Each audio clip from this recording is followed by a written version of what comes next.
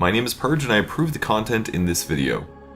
Hey guys, this is SUNSfan and welcome to the official Dota cinema guide to Sniper. If you aren't familiar with this hero, you may want to watch the introduction we did for him at the corresponding link. Sniper is an agility carry hero who is very item dependent. His greatest strengths are his uncanny attack animation and his ability to destroy people from insane range. There are two skill builds for Sniper. The first we'll call the default build. Get a level of headshot right away to help with the last hits and harassment. Headshot doesn't scale particularly well, and since it is RNG, you won't see its true benefits until your attack speed is more respectable. Next, you'll skill Take Aim at levels 2 and 3, and will proceed to max it by 7. This provides ridiculous range for you to either farm or harass with ease. At level 4, since we're ignoring headshot, you'll get a level of shrapnel. Proceed to max that second, finishing it by 10. At the standard 6, 11, and 16, take your ultimate, Assassinate. And as you can probably guess, last we leave headshot. Second is kind of the push build. We'll stick with the logic of getting one level of headshot right away and then not touching it until level 12. Then instead of getting Take Aim, you'll max shrapnel by 7. This means Take Aim will be your second priority, where you finish it off by 10. For starting items, stock up on health regeneration to go along with 3 iron branches, which you'll combine into a magic wand later. Also get a ring of protection for early armor. Generally you'll see Sniper in the easy lane, but he could potentially go mid too. If you're maxing shrapnel first, then turn your ring of protection into a ring of Aquila as quickly as possible. If you aren't leveling shrapnel, then you can probably delay that for a little bit since you won't be spamming any mana intensive spells until you get your ultimate.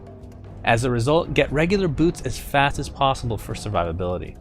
Upgraded boots of choice for Sniper are treads.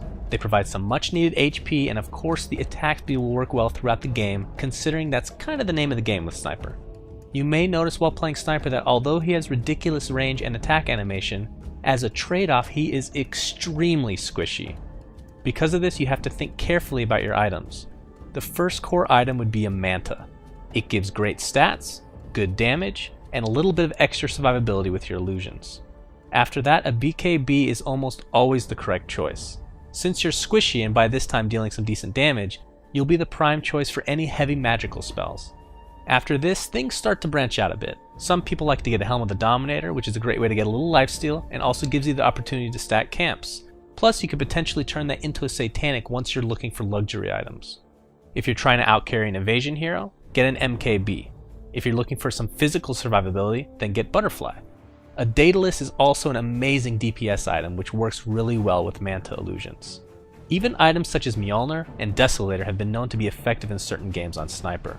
Also, a very expensive item which is great for stats and amazing for controlling melee heroes in teamfights is an Eye of Skadi, which also works on your Manta illusions. Lastly, I'd be remiss not to carefully mention a Shadow Blade.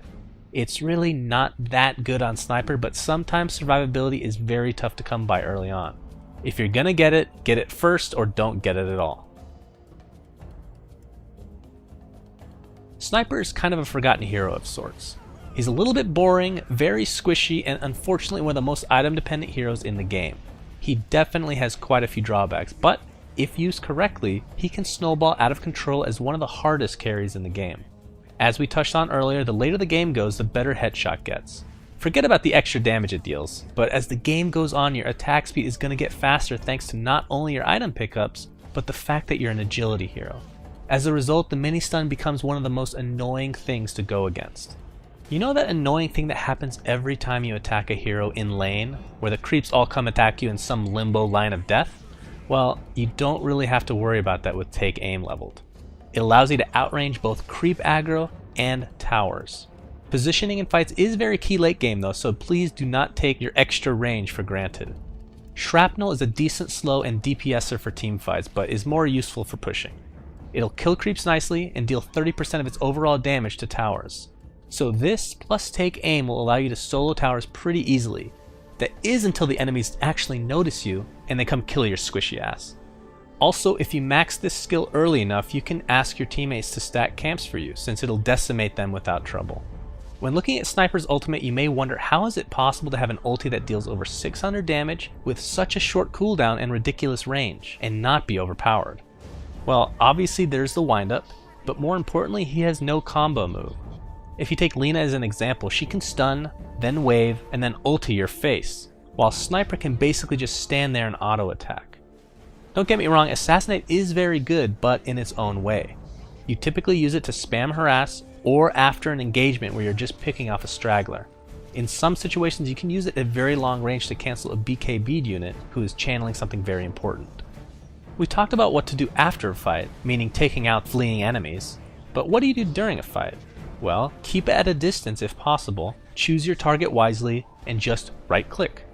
Obviously if you can get solid shrapnel over the entire battlefield, then that'll help quite a bit, but the main thing is to just choose who you're going to be taking down first, whether it be that big time initiator before he gets his ult off, or the squishy support who will go down fast.